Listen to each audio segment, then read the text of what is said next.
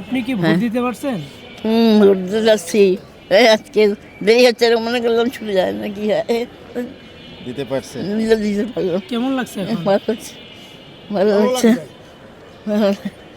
কতদিন পর ভোট দিলেন আপনি? অনেকদিন পর। অনেকদিন বল। হ্যাঁ, অসুস্থ থাকার পরও এই যে ভোট দিলেন, এগুলো ভালো লাগে। হ্যাঁ, বলেন প্রস্তুতি নিয়েছিলেন 3 দিন ধরে আসবেন, নিজেদের প্রস্তুতি নিয়েছিলেন উনি। জি জি আপনি উনি কথা বলেন। জি উনি আপনার কি উনি আমার আম্মা হয়। আচ্ছা, ওনারকে দেখলাম যে উনি অসুস্থ, তারপর ভোট দিতে আসছেন। যে ওনার আগ্রহ ছিল, গত 3 দিন আগে থেকেই উনি বলছে যে আমি ভোট দিতে আসবো।